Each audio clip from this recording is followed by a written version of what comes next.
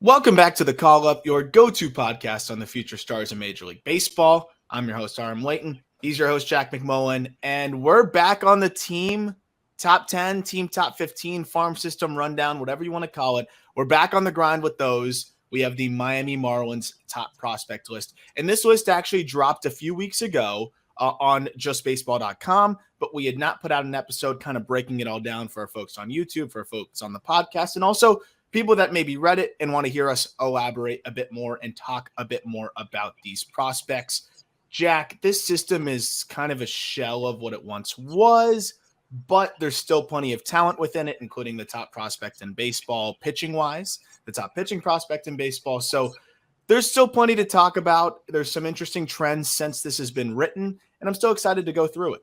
Yeah, I was going to say, you can't call Yuri the best prospect in baseball because we just saw the best prospect in baseball drill a walk-off homer yesterday and gritty to home plate, which was maybe the coldest thing ever. This guy, he walked in his first plate appearance. I watched that because it was a 6:35 first pitch, and then all like the Major League Baseball that I wanted to watch started at 8, so I watched the first hour and a half of that Louisville-Worcester game. I watched Ellie draw a full count walk, steal second, steal third. I mean, it was like every time this dude is near the batter's box or on the base paths or in the field, he's going to do something incredible. So, hey, keep top prospect in baseball out of your mouth unless you're talking about the god in Louisville. Yeah, and I think people are going to start to come around to where we stand on Ellie De La Cruz. I think we're going to see him number one on more top prospect lists very soon. That this guy is unbelievable. Yeah, that walk-off was awesome. He's electrifying. And this Marlins system, man, can they just hit on one of those guys? Obviously, you're going to get a little bit of the Marlins fan in me complaining there because it's tough when you look through the system. It's bad drafting over the last couple of years. It has really hampered them.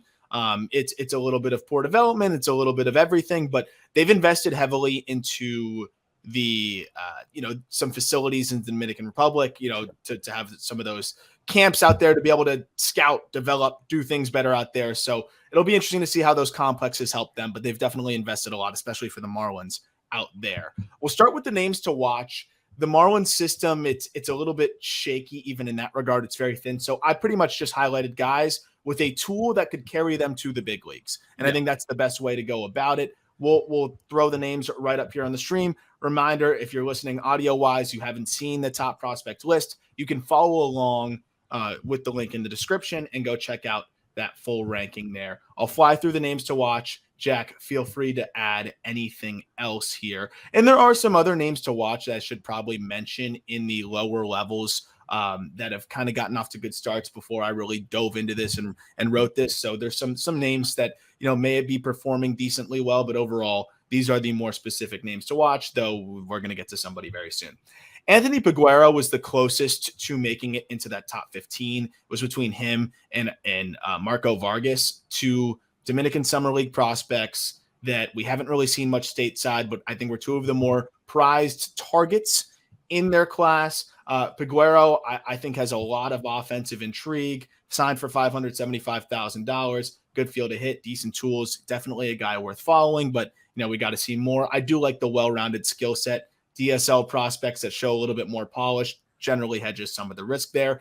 Zach McCambley, he should be back soon. I actually just caught up with him, and it was really nice to hear just positive stuff from the right-handed pitcher, because McCambley, his slider alone can get him to the big leagues. I think that's a big league bullpen pitch. He initially thought that he might need Tommy John surgery. That was the first thing that he heard early this offseason, and he went and got a second opinion. They said, actually, this healed a little bit. You look pretty good. He's been throwing off a mound and looks very solid. He told me he was up to 94, 95. So very excited for McCambley to come back. This guy's still going to be tried as a starter. I think he has the potential to be a 5-starter with the breaking ball if he can develop the changeup. The fastball is a little bit of a dead zone pitch, but he's been working on that. But again, that breaking ball is elite, and that could carry him into a bullpen.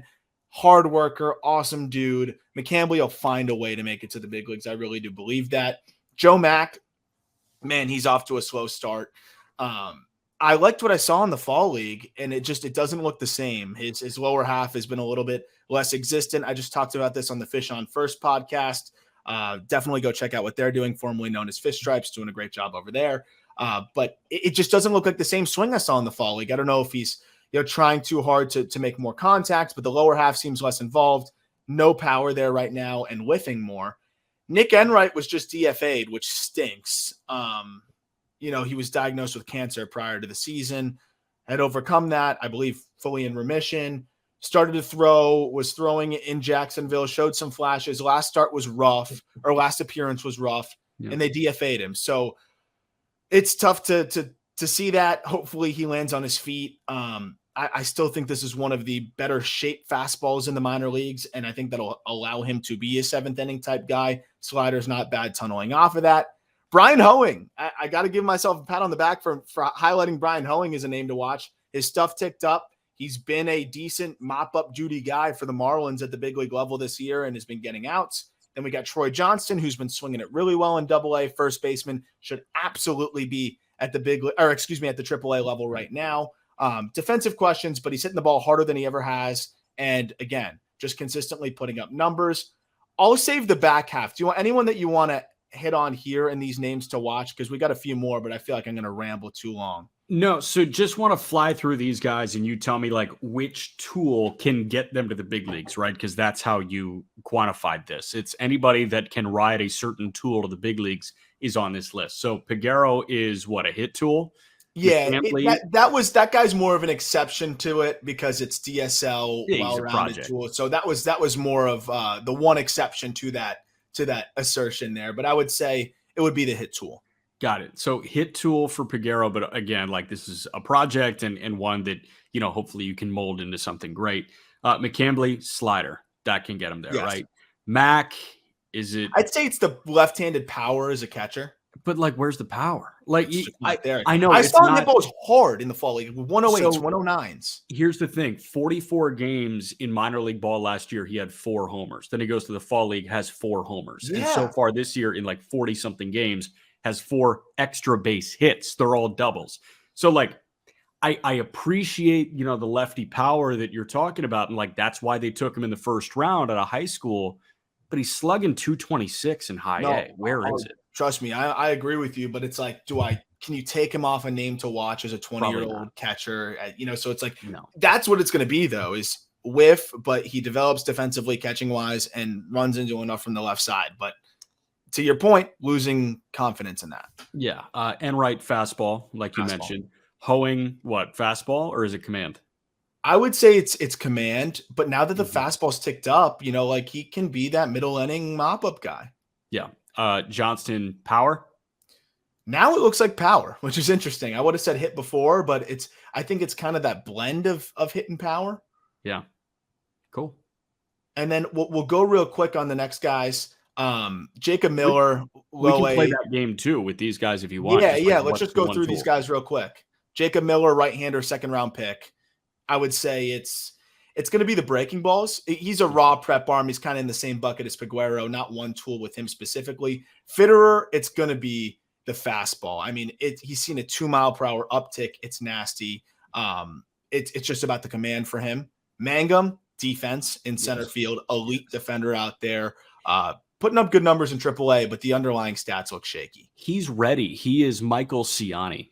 That's what it is. Like, he may not hit much at the big league level, but he's ready to defend at the big league level. Absolutely. And I think he might get a look if Jonathan Davis doesn't cut it, who they went out and acquired. Pat Monteverde, I'd say it's got to be the command. This guy's been awesome in Double-A. It definitely seen an uptick in his stuff from the taxed baseballs, but you know what? He's getting outs and he looks really good overall. So Monteverde has been pretty solid. Griffin Conine, it's going to be the power. The power, it's 80 grade. That's what's going to get you there. It's just about the hit tool. And if he can, figure that out there, also playing pretty good defense out there. Jordan Groshans, it's the hit tool, but man, I mean, he's not hitting that well. Gerard Encarnacion, it's the power. Yeah. And of course he's first base / outfield. And then Luis Palacios, it's command. It's nothing other than command. This guy sits 88 to 90, but spots his pitches, gets outs. He's 22 years old and he's gotten outs pretty much at every single stop. So until proven otherwise, he reminds me a lot of Connor Thomas, like we talk about with the Cardinals. He might just be able to get outs. Right. Out getter. Although Connor Thomas, I think, has an ERA right around 4.5, 5 right now. So he's not getting outs the way that you would hope that he's getting outs. Real quick on Groshans, I think Kim Eng made this move, last deadline, right? It was Yes. Bass and Pop for Groshans. Yep. I think that she found an upgraded version of Groshans in Xavier Edwards. And Edwards is now a tweener. So like Groshans 100%. is almost the understudy to the tweener right now. I almost wish, and I know that, at the time it was like, oh, Groshans just was recently a top 100 pit or top 100 prospect and had the first round pedigree or whatever. But you have to figure if a team that drafted a guy in the first round is willing to move off of him for two relievers, that are not very impactful. I know they threw all right, but not very impactful. You got to wonder. I almost wish that they went with a lotto ticket at the lower levels because at least you have a little bit more upside there versus a guy that's kind of going stale in AAA right now with Jordan Groshans. He doesn't really have one redeeming tool other than maybe the hit. So, hindsight's 2020 though. We'll get to 15, which is actually a guy that is one of the hottest hitters in the minor leagues right now. It's Jacob Amaya, and Jacob Amaya, I think with the way that he's playing at this moment, you can make the case is worthy of being higher than 15. Traded for Miguel Rojas from the Dodgers. And Amaya, offensively, nothing's going to jump off the page. I think what's standing out to me, though, now is you're seeing average power. You're seeing an average hit tool. And he's a great defender at shortstop. That's enough to be an average big league shortstop. I don't know if he's an average everyday shortstop, but 85% zone contact, 102 mile per hour, 90th percentile. The defense is good. He puts the ball on the ground too much. That's one issue. But this is a well-rounded game across the board, and I think he could be an above replacement level shortstop. And right now, the Marlins need that. And I think that there's a chance we see Amaya called up relatively soon, Jack. Yeah, so Amaya, I mean, you mentioned one of the hottest hitters in minor league baseball right now. This guy, 19 games in May, hit 394 with an 1161 OPS. He had 11 extra base hits, 10 strikeouts in 19 games. When you have more extra base hits than strikeouts in a month, you had a really good month. And Jacob Amaya had a very good month. I loved this trade for the Marlins. I mean, where Rojas was at, you figure you're not getting much from him anymore. The Dodgers had a 40-man crunch, so it was worth it for them to move off of Amaya. And they wanted a guy that guaranteed plugs into their big league lineup right now, which is Rojas. But It looks like Amaya, could be pretty close to ready. You mentioned the numbers as of late. The one concern is a 59% ground ball rate, even over those last 30 games that we're looking at here. How much does that concern you, Jack? Like, he's still running into some homers. He's got 7 home runs in those 30 games. But a 59%, it's pretty weird. But I guess it's just, what are you asking of him? Like, if you're asking him to be an 8-hitting shortstop, I think it's fine. Yeah. Because any homer that he hits is a bonus. Like, any extra base hit that he tallies is a bonus. You're asking him to hold down shortstop and hit 250. And just hit your weight. Yeah, don't be a gaping hole. And I because right now it's shortstop's a gaping hole for them. Joey Wendell's been atrocious. Yeah. They've started Garrett Hampson, whoever there. That's going to give you, I think, worse offensive production. So elite honestly, approach is important too. 15% chase rate. I mean, that's elite. No, I mean, honestly, if the task is don't suck, I think that this guy has proved in May that he's not going to suck. I agree. And I think he's like kind of the perfect don't suck guy. There's not a lot of risk there. 14 is a totally different kind of prospect. It's Marco Vargas. And this was a fun dive for me in terms of the video that I was able to get access to. And also I get to see a little bit of him on the backfields. He was initially signed as an international free agent as a catcher. And it wasn't really happening for him as a catcher. They also needed some infield help out there. And Vargas quickly just made the jump over to the infield and played all over and actually looked pretty good out there. So the Marlins said, hey, you know what? We like him more as an infielder. They played him at third. They played him at second. I like him better at second base. But where Vargas stands out is the hit tool. We've yet to see him play this year. I don't think the Dominican Summer League season gets going for a little bit still. But he just turned 18 years old. And if you look at the metrics from last year at the DSL, 51 games, surface level stats, 318, 422, 887 /9. That's fantastic. Of course, always take DSL stats with a grain of salt. I get to see this guy swing. It's silky smooth. Bat lives in the zone. It's so advanced for his age. Then you look at the data. 93% zone contact at that level. That's fantastic. He flashed at least average power. He could grow into a bit more, and he runs pretty well. This is a breath of fresh air in the Marlins system, a hit over, everything else kind of prospect that's ahead of his years. Well, and plate discipline in the DSL is such like a lost art, I'd say. Even in the complex too, right? You've got a bunch of teenagers that are trying to swing their way onto an affiliate. And for the lone fact that Vargas walked more than he struck out in the DSL, I commend him. And I think that this guy is complex ready, and he'll probably be a Jupiter Hammerhead at some point this year. I really hope so. You know what I mean? Like, here's the thing. Salas with the Padres, that's the big story in the prospect world right now. Yes, it's AJ Smith-Shawver going up. Like, that's fucking crazy. We've had that conversation a billion times already. But, like, Salas at 16 years old making an affiliate in the Padres low A in Lake Elsinore is because he doesn't press. Like, he's just that good. The guys that get off these DSL and complex teams as quickly as they do is because they don't press. Yeah. And his line alone says that this guy's not pressing in the DSL. 1,000,000%. And that's why I think he can handle a more aggressive assignment. A guy that's probably presses a little bit, but has more upside. So that's why we ranked him ahead. Is another DSL prospect, Jose Gerardo, who this guy has some of the best power I've seen from a DSL prospect, but also struck out a lot more. 31% K rate. He did walk because I think nobody really wanted to pitch to him. I think he was one of the more feared hitters in the DSL. But this is a guy that was definitely, to your point, Jack, trying to swing his way to an affiliate. And you know what? He showed some flashes of doing it. 17 years old still. So he was like 16 almost at the start of last season and putting up 106s with ease. Like 106, 107 mile per hour exit velocities, home runs as far as 450 feet. Like, that is big time power from a 17-year-old. So the power you can really dream on. The hit we'll have to see. I think there's hope there, though, that he can even develop into an average hit tool. He's got one of the most ridiculous arms you're going to see from a young prospect as well. This is a tooled up DSL prospect, 6'1", more room to fill out. You can dream on plus power here. So it's always good to have those kind of guys too. I love the way Vargas and Gerardo kind of complement each other in the DSL for this Marlins team. I also couldn't be more in on the 18 for 19 in the stolen base department too. Like, yeah, I mean, he can motor a little bit. When he's not hitting nukes or ripping doubles, he's getting on base and stealing second. Like, I don't know. This is just a very impressive line from him. And these are two guys that I have to watch more swings of. And I hope that they're in Jupiter at some point soon. Me too. I think Gerardo, they may take a little bit more time. He's a tad younger and, a little bit more raw. But if he's hitting 106 already off the bat, there's definitely something worth watching there. Yeah.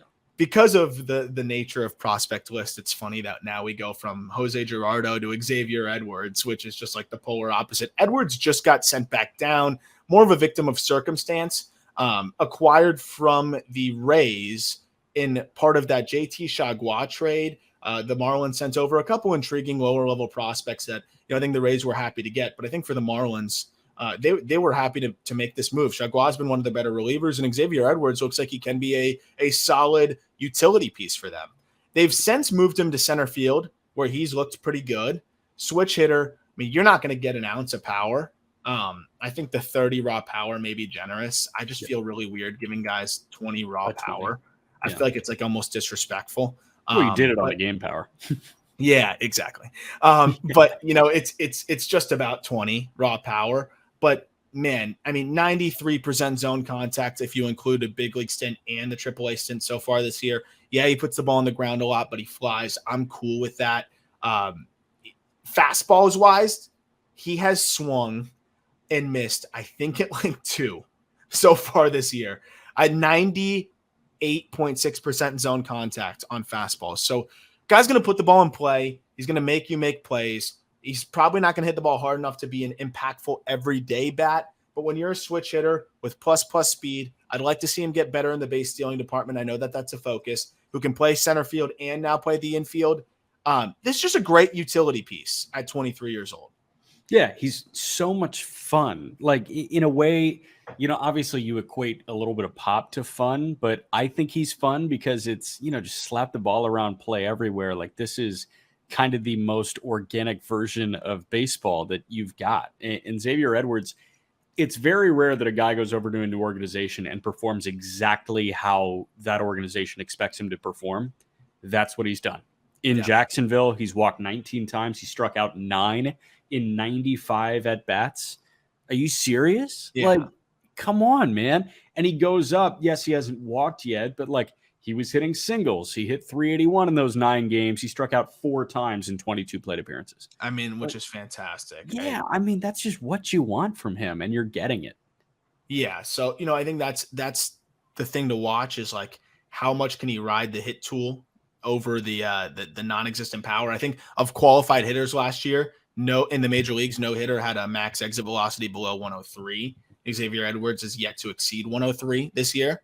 But again, like not many hitters are as patient as Xavier Edwards while also boasting elite, bat to ball skills and zone contact rates. So definitely a relevant piece there. At 11 is another guy that we've seen a little bit up and down this year is Peyton Burdick, outfielder, now in AAA at the moment. He went up to the big leagues. It was rough. Burdick at this point, I think is a mistake hitter. I think that's what you can call it. But the problem was he wasn't even hitting the mistakes enough when he got to the big league level. There's just so much whiff here. It's a 30 hit tool, but at the same time, the power is immense. It's 70 with ease. I mean, he was putting up 116s, I think 117s in AAA in the exit velocity department. But it's just so much swing and miss. It does help that he can play all 3 outfield spots. I think that he is better suited and has his best chance as a power hitting 4th outfielder that you really just put out against lefties. He's really good against lefties. He gets overmatched against righties, especially right-handed breaking balls.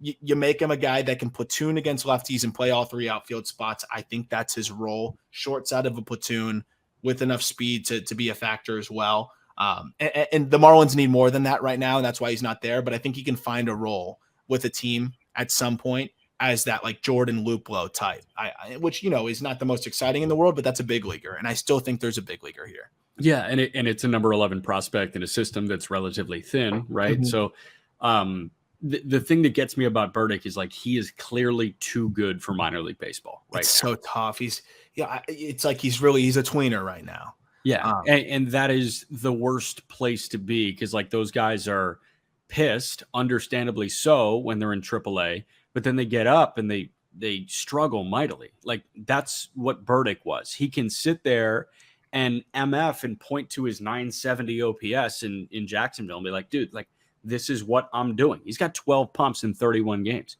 It's crazy. But he went up and had a 600 OPS. And struck out left and right. It's tough. And I like Burdick too, another really good dude. And I think that again that he can play center field helps, that he can motor helps, but you can't steal first. So the approach is pretty decent. I think if he can continue to walk, again, that can be his role is like that short side of platoon, Jordan Luplow type. It's in there. And hopefully he can kind of find that as he gets an opportunity. I think it'll probably be better off somewhere else because, again, the Marlins aren't looking for a short side of the platoon guys. They're looking for, everyday outfielders. But there could be a team, I could see the Dodgers or let's say like even a team like the Rockies that pick him up, give him a shot in that specific role, and he could do well there. Like, why can't he be similar to Trace Thompson? There's a lot of similarities there. Could he be a deadline flip? I wouldn't be surprised. You got to figure there's a team that sees the EVs, sees the talent, and says, "Hey, let's take a shot on this guy as like a filler in a deal, and hope that they unlock something." You can't teach some of the stuff that he can do. Exactly. And let's put him in really low stress situations. Like the thing about the Marlins is they're putting him in an everyday role when he's up, and that's not the kind of guy that he is, right? So have him play against lefties, have him be on a good team, have him have a good tutor as like a good everyday outfielder and, send you on your merry way. For reference, last year, 656 OPS against right-handed pitching, 847 OPS against left-handed pitching. Like that's kind of what you can expect. Next up is one of my favorite guys in this system.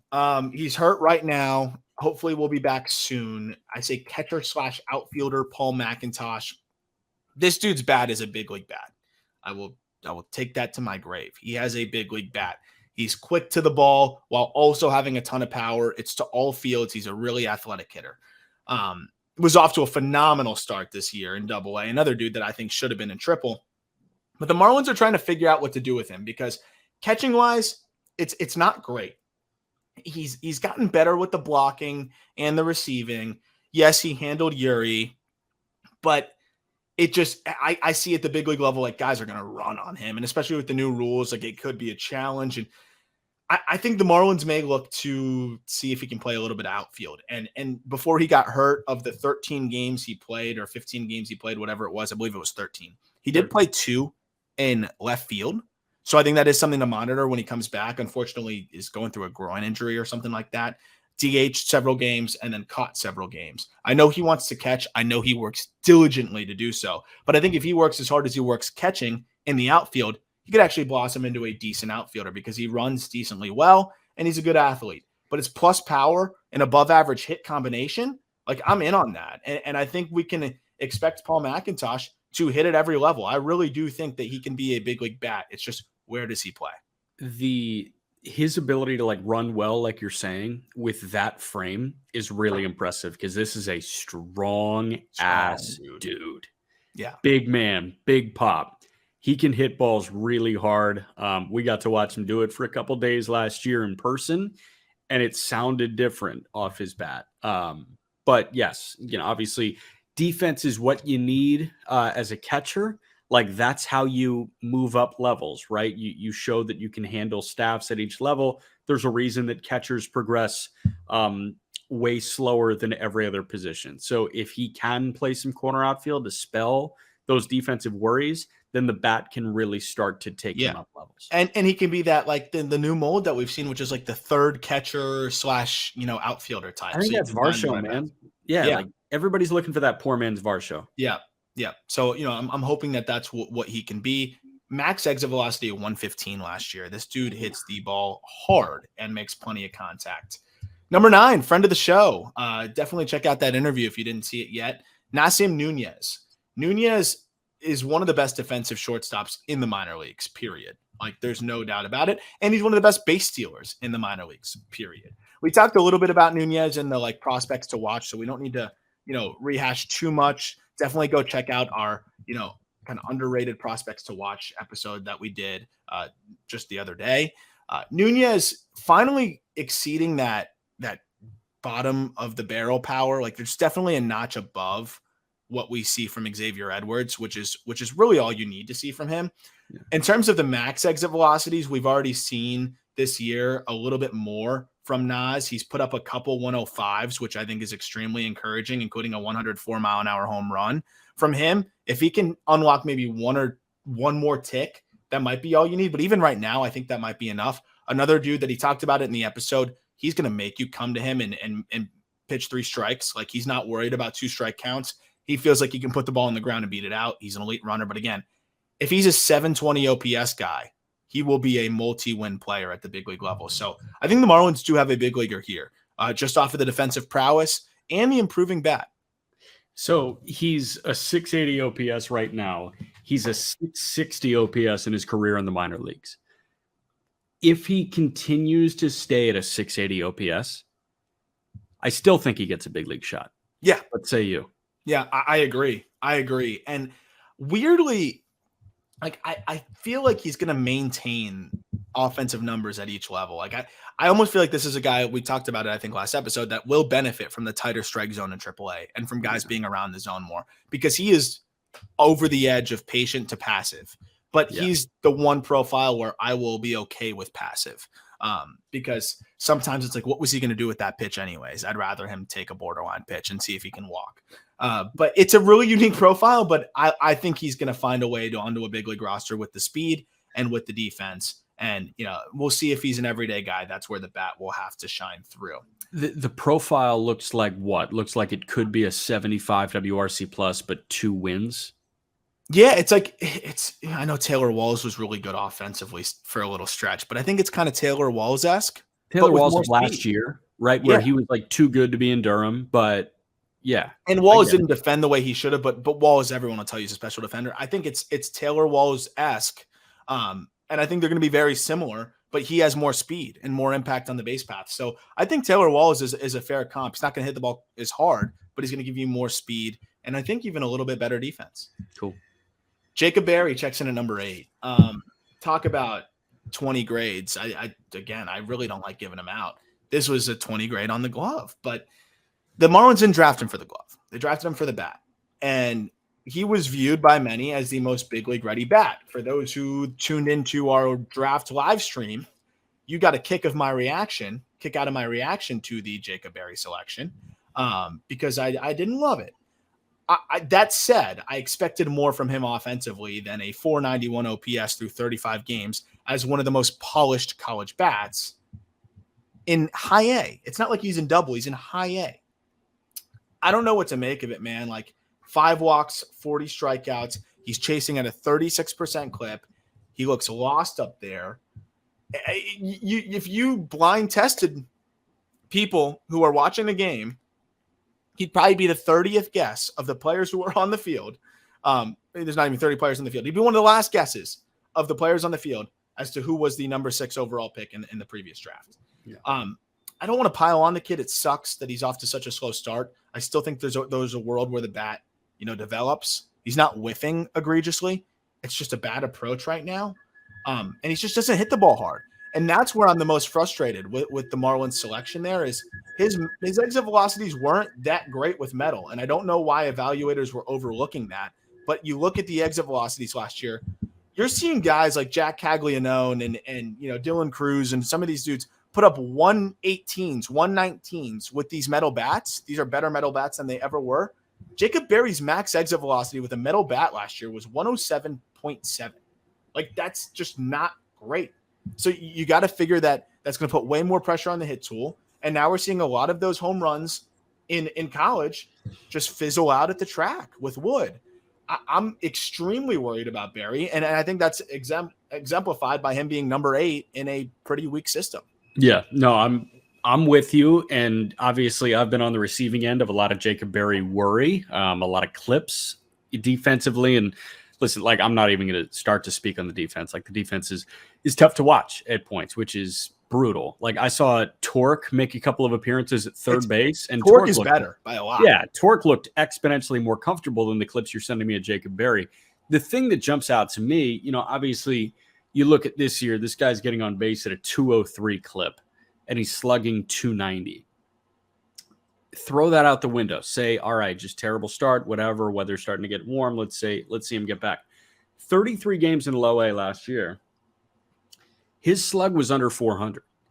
A college bat, a top 10 overall pick. Polished college bat. Yes, like the most polished college bat in the draft should be slugging 500 in low A. And he wasn't. He was under 400. I don't know what evaluators were thinking there beyond the Marlins, because it wasn't just the Marlins that were high on this guy. Like people were floating him as a number 1 pick at points.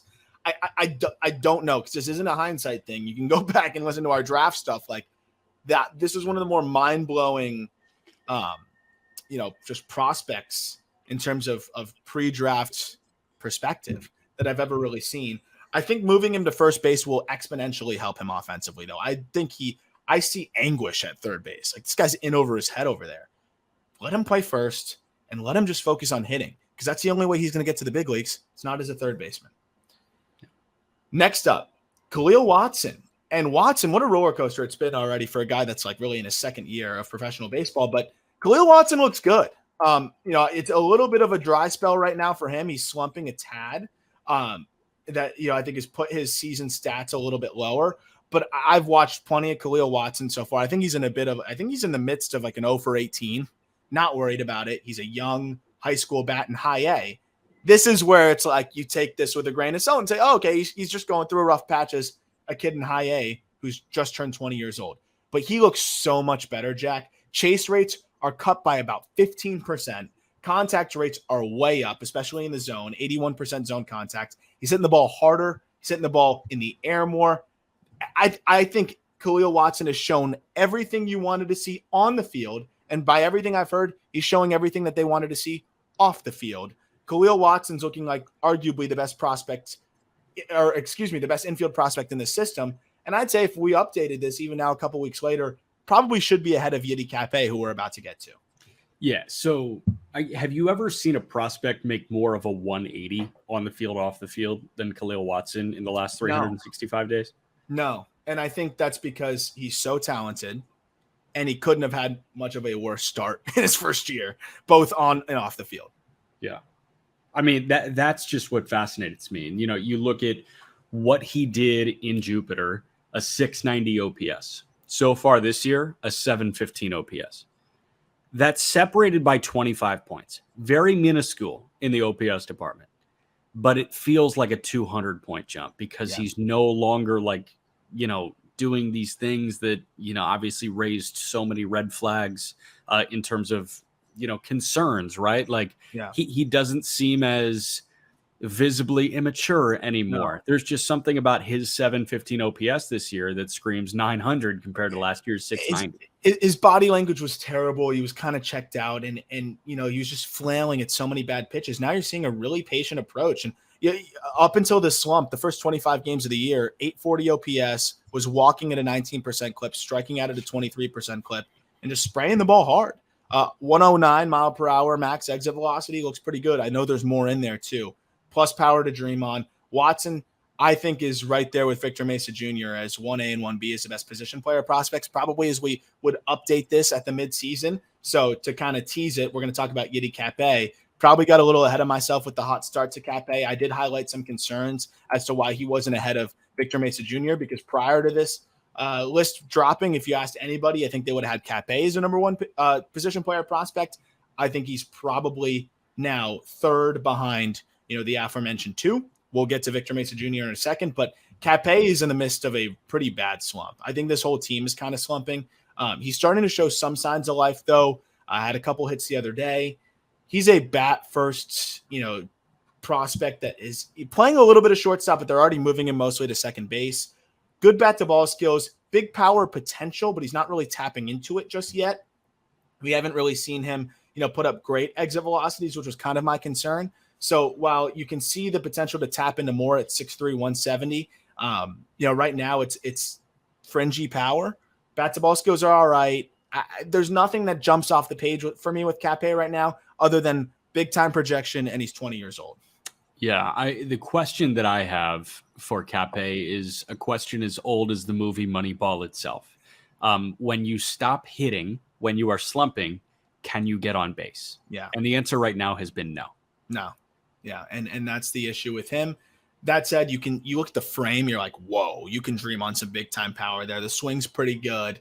I think there can be an exciting offensive piece here. He's obviously highly regarded because he was a $3.5 million international free agent in 2019.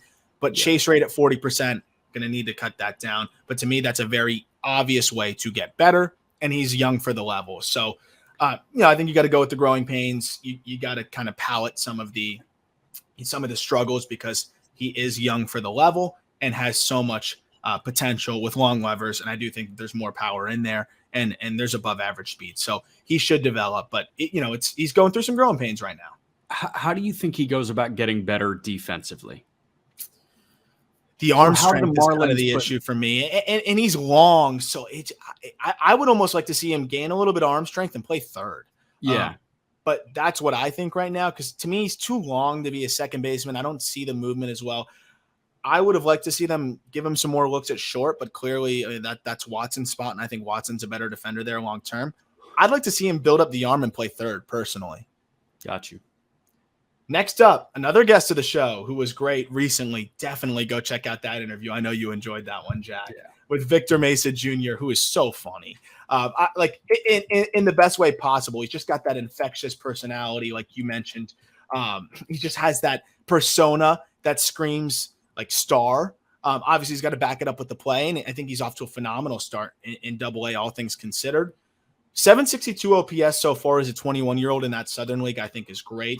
Tapping into way more power. We're seeing this guy hit the ball way harder this year. 90th percentile of 105. The defense in center field is spectacular. I think that's what's really stood out to me. And the zone contact keeps getting better and better. The approach keeps getting better and better. He talks about all of that on our episode just a couple episodes ago. Go check that out. But how highly I feel about Victor Mesa Jr. and the well-rounded game he has in center field. And for me, definitely the top position player prospect in this system. He's filling out a bit more than Big Bro, right? Mm-hmm. I mean, you obviously you see that huge money allocated to Victor Mesa. You want to see him fill out and become, like this unbelievable athlete. Victor Mesa is an incredible defender, but he never filled out. Mesa Jr. is filling out. Like, he looks like the bigger, in a good way, beefier version of his brother, which is cool. And it may make some people sad because they wanted that for Victor, but you should be really happy with Mesa Jr. 100%. Mesa Jr. still got $1 million of his own too. So, this was still a good prospect. The one thing that I love that he mentioned, you talk about the strength and adding power. He was really focused on adding speed. And in doing so, really strengthened his lower half. And he feels like that's what's kind of helped him tap into more power. Naturally, you fill out in the chest area as a boy to a man, teenager to a man. Is at this age, that's usually where you naturally don't have to lift as much. Your upper body's going to get stronger. Lower body. Spend the next 5 minutes explaining puberty to me. How does it work? I'm good. How does it work? I don't know. I'm still hoping it hits me. You look how baggy my shirt is right now. I really think that this is one of the better center field prospects that you're going to find in the Southern League right now.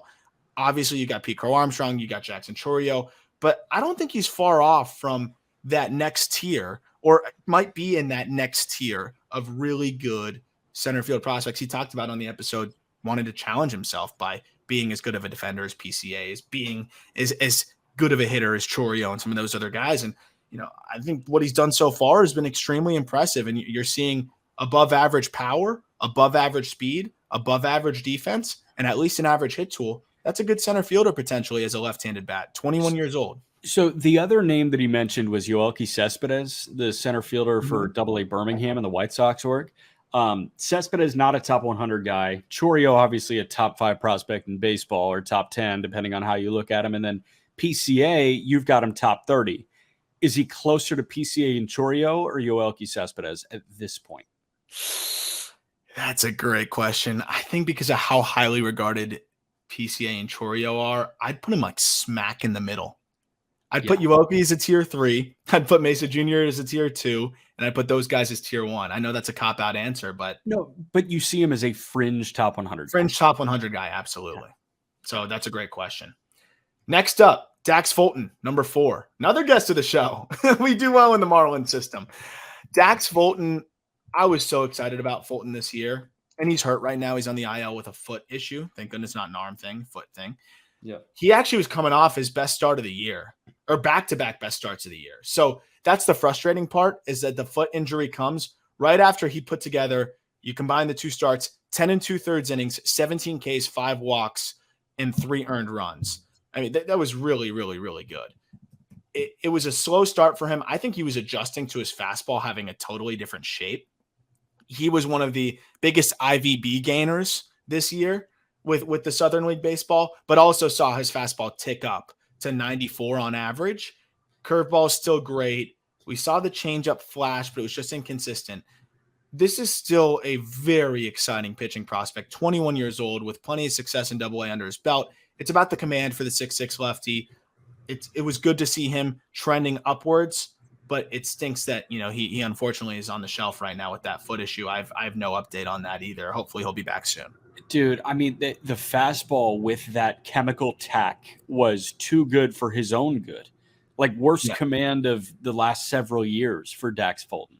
Yeah. So, get him out of there and see if he can throw more strikes, honestly, because big guy like this, you get 6'6", 220. That's a big dude. And it almost seems like he's a bit heavier than 220, I want to say. But he throws like a big man. I mean, we talked about Kyle Muller kind of being that build, right? And Trevor Rogers is the example within the Marlins organization. Big lefty. You want to see big lefty eat, and I think that he can.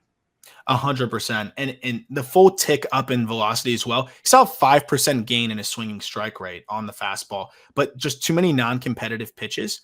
And I really think we see more hit batters than ever in the Southern League. That's also part of the tack ball thing. So there's some moving parts there. And I would like to see him in triple after a couple starts of coming back. Like, do the Ben Brown type thing. If he struggles in triple, that's fine. I'd rather him work through it there and use normal baseballs and get used to that kind of competition, because the stuff is fantastic, like you said. As long as you know the makeup is there. And and we based on know your conversations, yeah, like Fulton's is there. Ben Brown's, the makeup is there. He can deal with adversity at the AAA level. 100%. Couple guys that really aren't pitching right now. One will be back sooner than the other. Max Meyer, we've talked about Meyer. He checks in at number 3, actually behind Eater. And for me, it was because if I had to pick one moving forward that has the best chance at being a solid middle of the rotation starter, I'd go with Eater. We'll get to that in a second. Meyer made it to the big leagues off of really just having a ton of success in the upper minors last year, then goes down with the Tommy John surgery. Slider's elite. It's a 70 pitch, borderline 80 grade pitch. Fastball is very dead zone-esque, but it has almost this weird shape where it could work as this almost weird pitch that drops and gets ground balls, but it's a tightrope back there of being in the dead zone and being in this like buffer zone of just being a fastball that guys don't hit well. It's more in the former of the dead zone. And then the changeup is just kind of far off. He's got to figure out the fastball, just find a way to make it average. I know it's got good velocity, but he's got to find a way to make it at least average to be a big league starter, in my opinion. And right now it's just not that. We'll see how he looks when he comes back. Some guys come back with a little bit of a different shape and an uptick in the fastball. If that's the case, then Meyer's outlook is a lot better, but obviously he's going to miss this whole year. And right now it's just the slider. That's the only big league pitch that he has. That'll make him a good reliever, no doubt about it. But you want more out of Max Meyer. It's an availability thing for Meyer. When I close my eyes and think of Max Meyer, I think of the video I saw at Minnesota, and I think of 2021 in double and like that brief moment in triple. And I'm like, this dude is nasty. So like my preconceived ideas and bias around Max Meyer has him at 2 for me. But like, obviously you're the one diving into the numbers and you know, keeping better tabs on what he's done lately. And the shape is off. But I will tell you, like, that slider is rated R. Yes. 27% swinging strike rate on it last year, 45% chase rate. It is legitimately rated R. I'll make my Eater case when we get to Eater. I think there's a world where Meyer has a better big league career. Very possible. And it's really dependent on the fastball shape and any feel for that changeup. Very interested to see which of the two may separate themselves. Both could be trade chips for this Marlins team too, if they decide they want to try to load up for now. So it'll be interesting to see how they handle it. But I agree. I mean, when you see the athleticism of Meyer on the mound, it's easy to fall in love with what he can potentially do. I'm just worried about the slider dependency, and it'll be fun to see how he bounces back. Number 2 is Jake Eater, who should be back soon. Tommy John surgery, and then would have been back by now, but then had a fluky foot injury. I think he got hit with a comebacker or something like that. So he should be back relatively soon. We have not seen Jake Eater throw baseballs since 2021, though I heard that his velocity looked all the way back on the backfields and he looked really good. His fastball shape is fantastic, and it jumps in the mid-90s, and his slider is I would say PG-13, but it's pretty nasty, and guys just really couldn't hit it. I'd say it's borderline rated R. He just didn't command it as well as Max Meyer. Opponents in 2021 against Jake Eater's slider. And remember, this was right after being drafted in the 4th round and going straight to Double-A to debut. Opponents were 4 for 73 against his slider with a 56% K rate. It was disgusting. He could manipulate it. It was that sweeper before we really saw people throwing sweepers. Then he mixed in a changeup that's already a little bit ahead of Myers and looked pretty decent. It's a 3-pitch mix from a big lefty that I really like. I think it's above average fastball, it's a plus slider, and it's a changeup that flashes above average. That, to me, as a 6'4 lefty, better chance of settling in the middle of the rotation. I'm really excited to see Eater come back soon. Yeah, I mean, it's so hard to take things away from what Eater did because, again, it was so long ago. My fun thing on Eater is we were robbed of the 2020 Vanderbilt Commodores because Eater, Kumar Rocker, Jack Leiter, and Mason Hickman were all in that rotation. Hickman was like the midweek guy, but that weekend rotation could have been Eater, Rocker, Leiter. Not to mention, you've got guys like Austin Martin on that team, Carter Young on that team, Spencer Jones on that team. Also, how about Justin Henry Malloy on that team as well? Oh yeah. Yep. Wow. Yeah, He was a that team Vandy would have guy been for a minute, and then he absolute. was at Georgia Tech. That team would have been a force. Force. But yeah, I mean, Eater threw in the futures game. This was a very, very quickly rising, like on every top 100 list. People were very excited about him. He's downright nasty. Very interested to see how he comes back. If he's in the mid 90s with that fastball, it's got good shape. He could be a problem. And we know how the Marlins develop these guys to throw changeups. Eater, the template's there. Yep. Last but not least, guy we've talked plenty about, and man, did he look good again against the Los Angeles Angels. Yuri Perez, number one prospect in this system, number one prospect pitching wise in baseball. I mean, dude, especially when you see the struggles of Grayson Rodriguez, which, stinks, obviously, but to see Yuri come up and have this level of success, while some guys like Brandon Pfaadt, like Grayson Rodriguez, like Gavin Stone, really every pitching prospect for the most part, other than Bryce Miller. And Mason Miller was great when he was first up, and then obviously got hurt. But a lot of the top guys struggled. Yuri Perez is an exception to that, and he is still just scraping the surface of what he can be. We're seeing that fastball look better and better in terms of the location. We know how elite it can be shape-wise. The slider is disgusting. The curveball has been good. And the thing is, the changeup hasn't even been there for him, Jack. And that is his highest upside pitch, in my opinion. So the fact that he still is working on finding the feel for the changeup at the big league level is crazy to me. The slider has been dynamite. This dude is going to be special for a long time. For sure. I mean, he has the makings of a perennial all-star on the hill, and you can see that in his first 4 starts at the big league level. Again, for the most part, like you're saying, he's been fastball slider. I ask you, do you see a guy that is nibbling in his first 4 starts? Because in 19 innings, he's walked 10. It's not something to take with more than a singular grain of salt. The only reason I bring it up is because this proves that nobody is immune to not walking guys, except if you have the best fastball in Major League Baseball on your Major League debut, like Bryce Miller. Yeah, and I think that's exactly what it is for Yuri. We talked about sometimes leaving it over the middle and how that's how he gets beaten. I think he was, a little wary of that. I don't know if it's nibbling as much though, because the strike rate on the fastball has been better than I would have thought in terms of like if he was nibbling. What I'm seeing is it's just not enough feel for the curve and the change thus far. And if you look at the last 3, the 3 starts that he's made, fastball, 67% strike rate. Slider has been there, 73% strike rate. But he loves to go to that curveball, especially against lefties.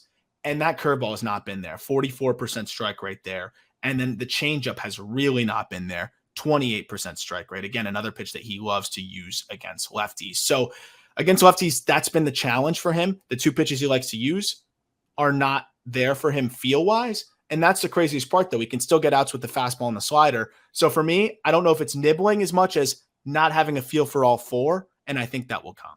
Okay, got you. What's your prediction end of year to wrap up on this episode? End of year prediction for Yuri Perez. What do you think he finishes? Where do you think he finishes at in terms of ERA? So he's at 2.84 in his first 4 starts. He's not a sub-3 guy. I will give you 3.35. Man, that would be huge for the Marlins. And I think that's a phenomenal start for Yuri. But dude, as I get closer to the microphone, he's that fucking talented. Yeah. And that's probably going to be one of the worst seasons we'll see from him. Like very possible. I'm very excited about it. And he's going to continue to get better and better and better. That'll do it for this episode. That'll do it for the Miami Marlins farm system rundown. We got the Milwaukee Brewers coming up next week. That's a fun system with some of the guys graduating. Plenty of names I'm excited to highlight there. And we're going to do a mailbag coming up for the next episode this week. So follow along on Twitter and check out, stay tuned there to see when we might put up a post for some questions. I'll probably be doing that tomorrow. That would be June 1st. Also a reminder to join our So Rare League. You can play free fantasy baseball with us for a chance to win prizes, MLB TV subscriptions, just baseball merch, and just hang out and have fun with us. That link is in our podcast description. Jack, any final thoughts? Yeah, I need another reliever in So Rare besides Yency Almonte. It's tough for me to click on Yency Almonte each time. I need to buy somebody else in order to give me some variety. JT Chagua. I'm in. I'm telling you, that's the cool thing with the relievers and So Rare. You can find some diamonds in the rough, or you can go and pay a pretty penny and go get Alexis Diaz. No, I'm going to go grab that dude on the Rangers that just debuted and is throwing like a freak show. Did you see him? No, Let me find you his name real quick before we say bye. he might not even have a card yet. I'll tell you. Where is he at? Where's he at? Where's he at? I'm scrolling Pitching Ninja. Give me a moment. I'm looking right now also at So Rare like cards.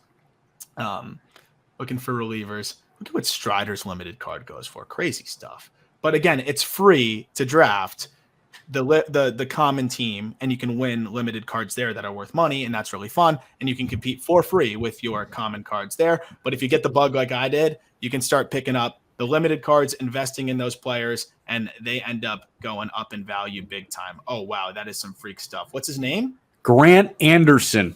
Oh, it was Grant Anderson. He'll have a card soon, I'm sure. But definitely be sure to check out So Rare MLB and click that link so you can come and play with us. Thank you for listening. We'll talk prospects with you either tomorrow or the day after that.